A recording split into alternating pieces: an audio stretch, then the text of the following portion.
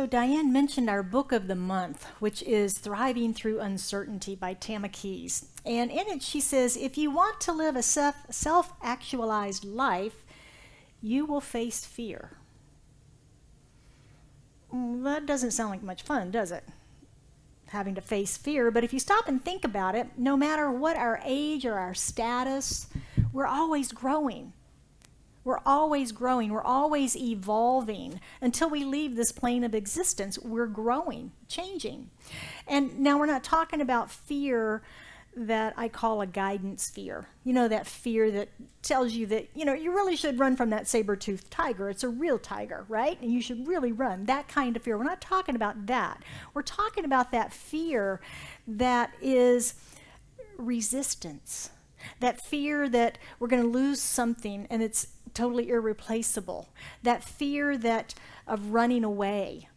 Those types of fears, the ones we see in movies, right? The hero's journey kind of fears, the ones that make us stronger when we move through them. Those are the ones that we've really been talking about all month. And we know that growth requires change, right? It's just part of the process. If you think about a plant that we planted as a seed, the seed has got to change in order for that plant to grow. That's the way life is. That's the way it evolves. And whether we're changing the way that we've always done something, we're changing our thinking perhaps, maybe we're changing the way that we choose to eat on a food plan, maybe we're changing the way we exercise, or maybe we're adding exercise, maybe we're doing something like that. Growth is inevitable. But the suffering is optional, isn't it? The suffering is optional. Holmes tells us that we have learned all we need to from suffering. So we're completing our series this month called Facing Our Fears, and my talk today is Just Do It.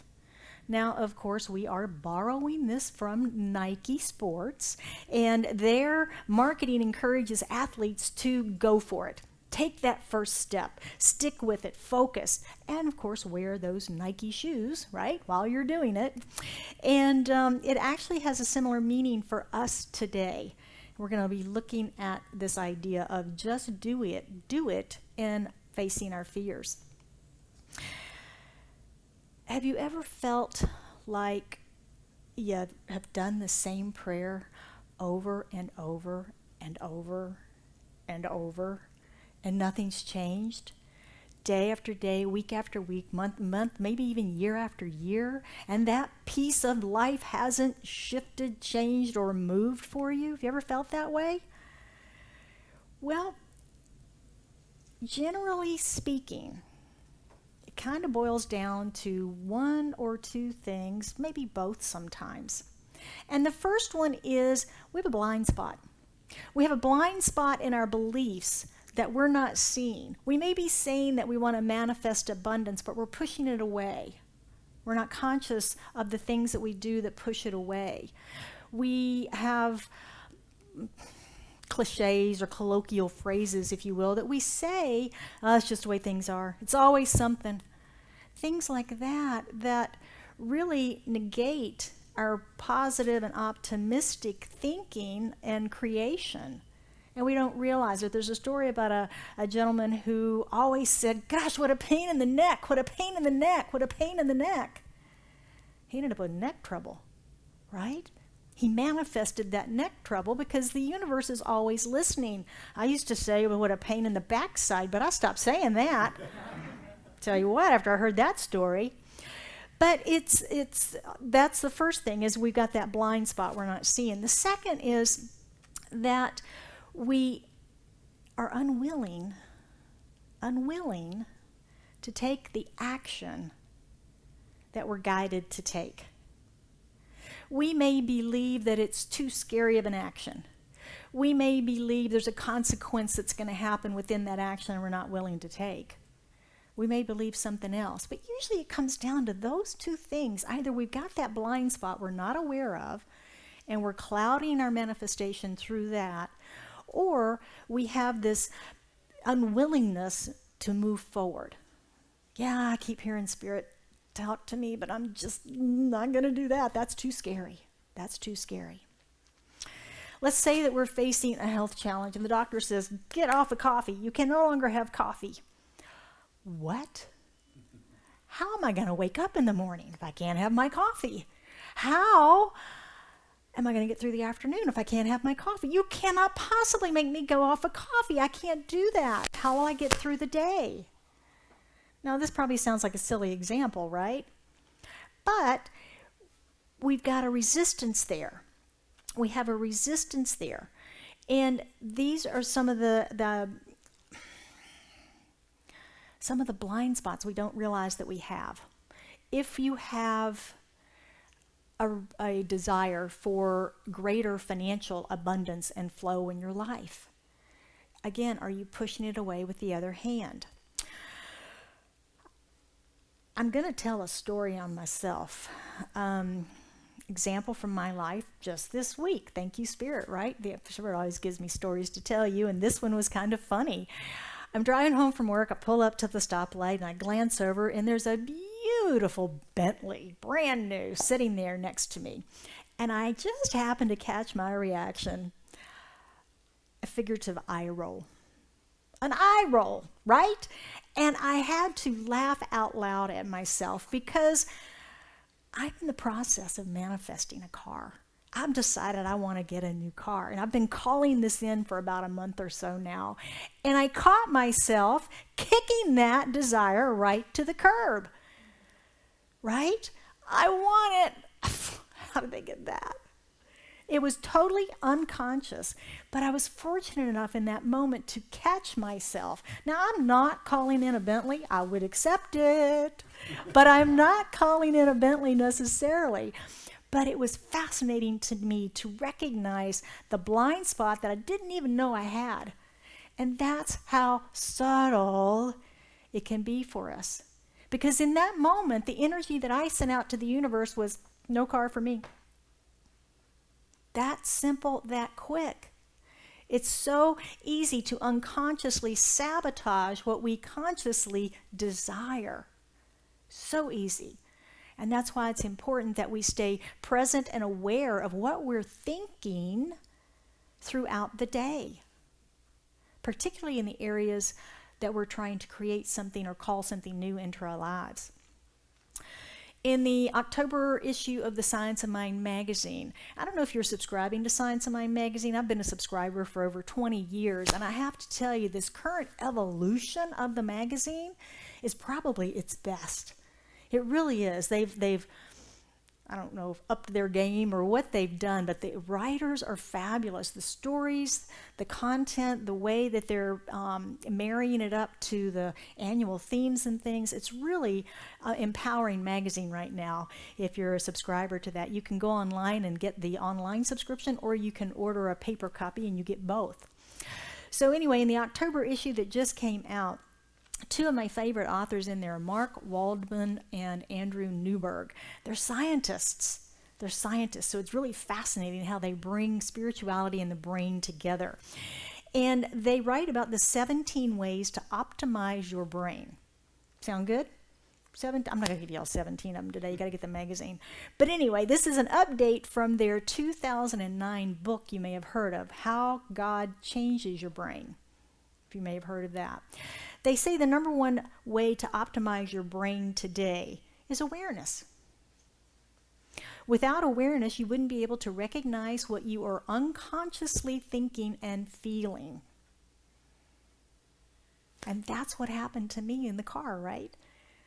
I was aware. Where are you unconsciously kicking your dreams to the curb? The other, generally speaking, problem that I was saying is this unwillingness to take the necessary actions. We know that to create change, we have to change, right? We also know we don't like change, do we? We want to be from point A to point B. We don't want to do the walk in between, right? We just want to be there. We just want the change. Unfortunately, it doesn't work that way. So we got a little conundrum. It's kind of the paradox of human thinking, isn't it? It's kind of the paradox of human thinking. We're designed to run on autopilot. Our brains are. And they're very good at creating these habits of thinking and habits of operating in our life that run in the background, almost like a program on your computer. They run in the background. And really, that's a good thing because there's so much happening. I mean, if you think about right now, we're aware of the chair that we're sitting in, our feet on the floor, the way the carpet feels, the way our feet feel in our shoes, the way our clothes feel on our skin, if we're wearing jewelry, the way the jewelry feels on us, what we're hearing, what we're seeing, what's the temperature in the room. There's a lot of stuff happening that's in the background. We're not consciously aware of it until I just brought it forward to think about. That's a good thing. It preserves energy for us to focus on this stuff we call growth, right? It gives us extra energy for that. But growth requires change, and change requires a willingness to take action. How do we break this cycle? How do we break this cycle? How do we develop this willingness to take the necessary action that we need to in order to manifest those dreams? Around here we have that saying, treat and move your feet. You know, we pray, we treat, we get ourselves in alignment, but then if we don't take the necessary actions, the plan doesn't necessarily manifest.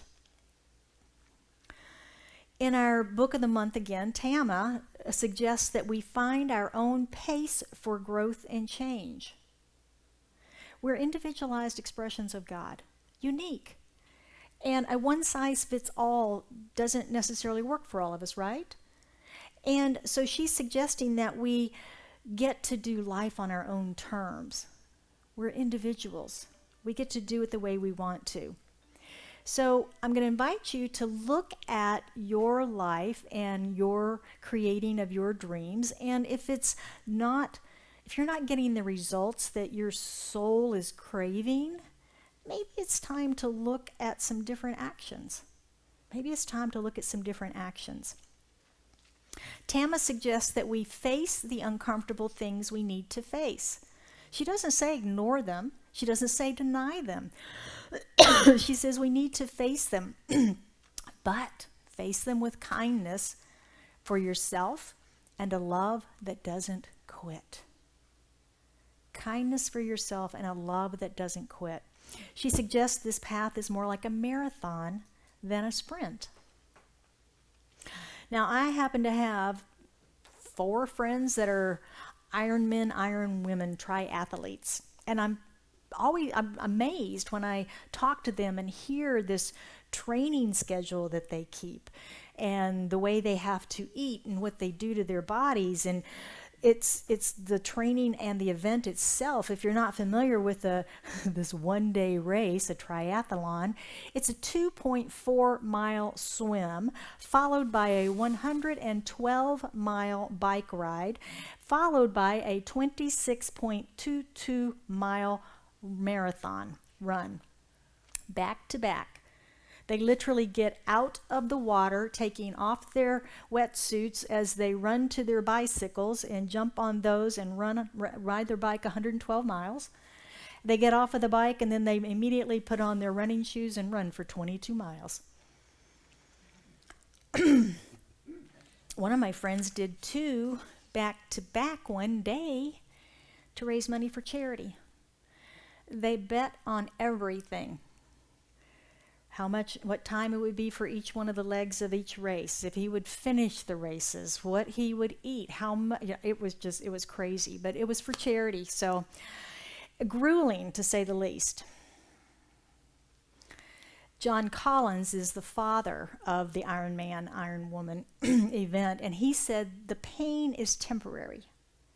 The memories will last the rest of your life. Now, while a triathlon may not be your or, frankly, my cup of tea, we can see the truth in his quote. The pain is temporary. The memories will last the rest of your life. Because we can feel like making changes in our life is painful.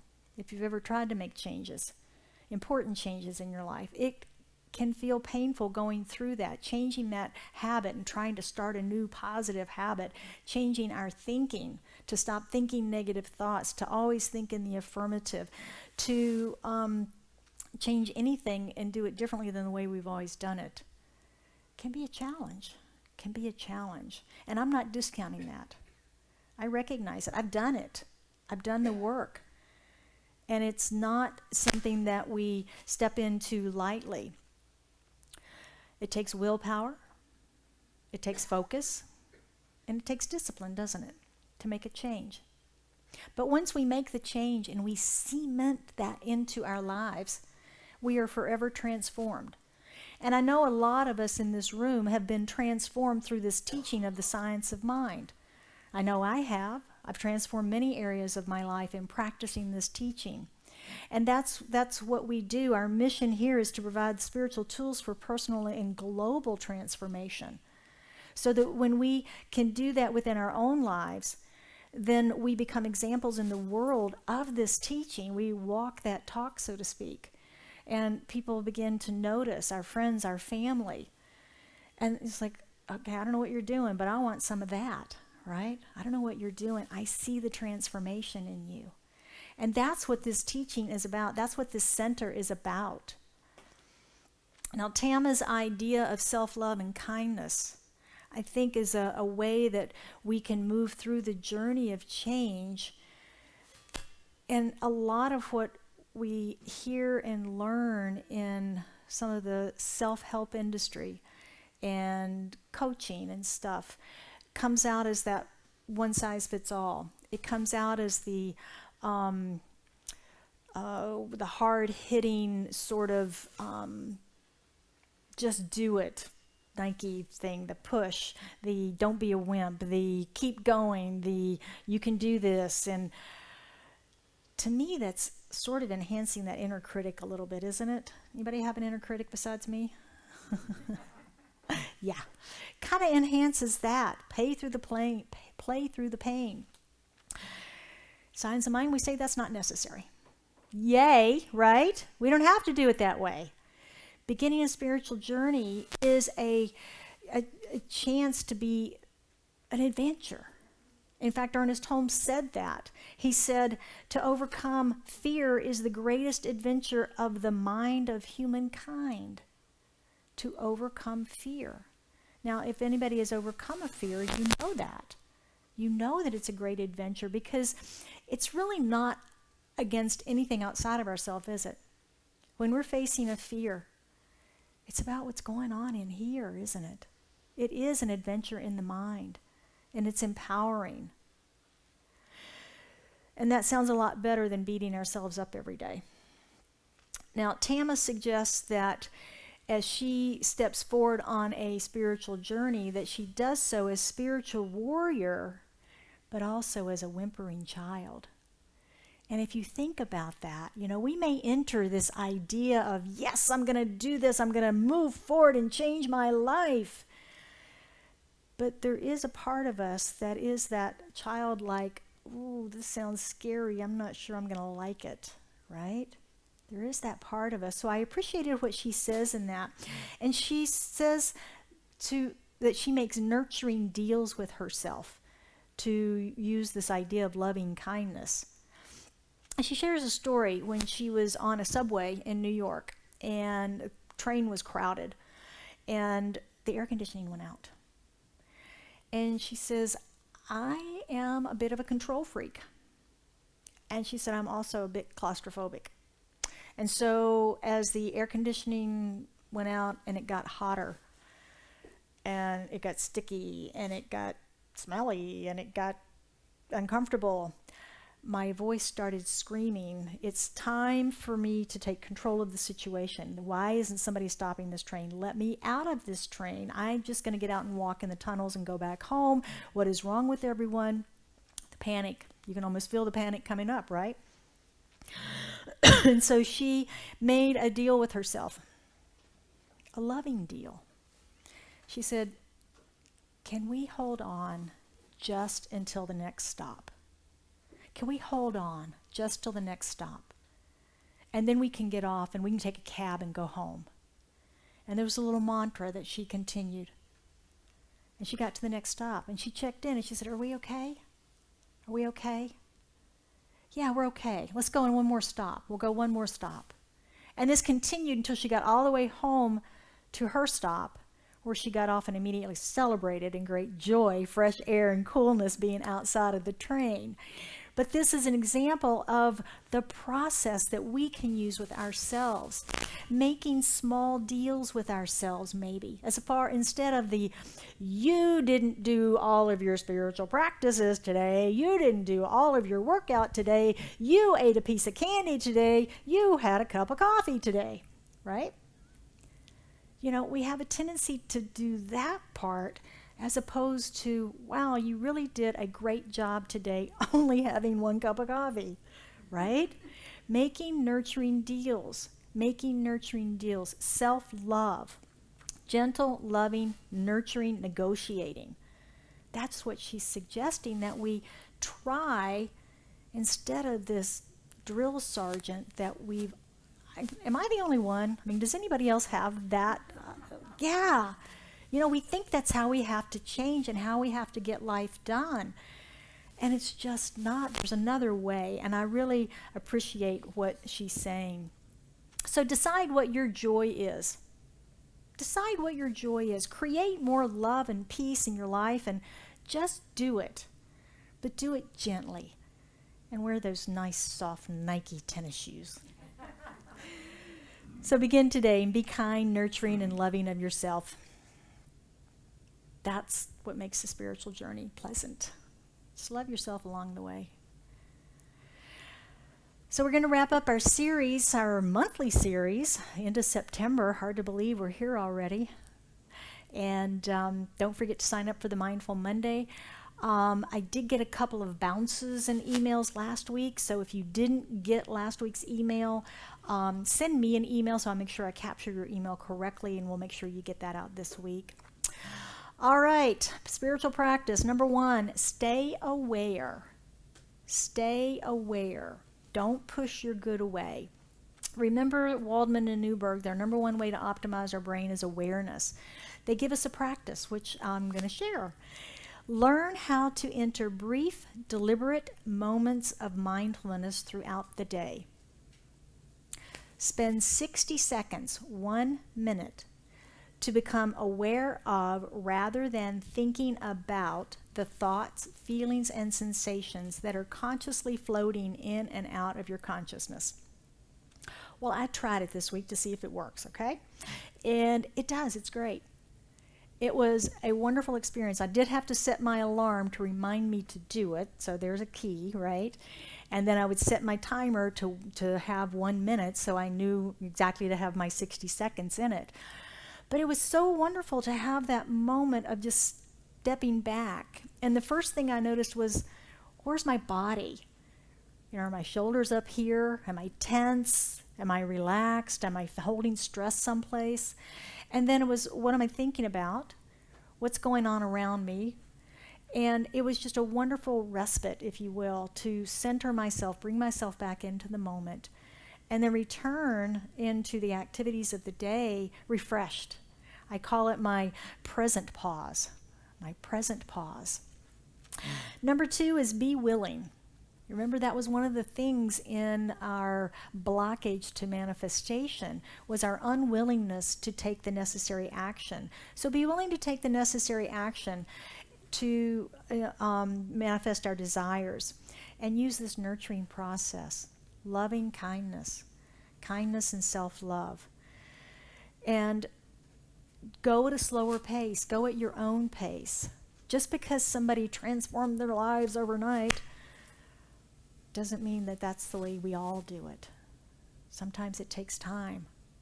I've spent years in practice transforming one area of my life, committed to it, making sure. Actually, 2 areas of my life. So it takes time, but it takes commitment to that. Sometimes we may feel stuck and not know what action to take. You ever felt that? Just don't know which way to go? That's when we use our spiritual practices. We've got a toolbox full of them. Meditation, prayer, journaling. And remember to ask. Remember to ask. so many times I hear stories of challenges that folks are having, and I ask, what is your prayer request? And they go, oh, I didn't think about that. Ask. Ask for prayer. Ask Spirit of your own self. What is mine to do? What is my direction? We're not looking for the entire program or plan. We're looking for the next step. We're looking for the next step on the path. And then take that step and trust. Have faith that the next step will also be revealed for you. So whatever it is that you want a different experience of in your life, faith your fear. Faith whatever fear is standing in the way, and just do it with love. And so it is. So it is. Would you join me for a prayer this morning? How good it is that we go within to this place within us that is pure love, the energy of the divine that lives within us, as we recognize that life force is God, that it is the allness of the universe itself. It is the allness of infinite and unconditioned love, that which has created each of us in unique form, unique manifestation of itself, to have a greater experience and expression of itself as us, as leading edges of consciousness and exploration and adventure.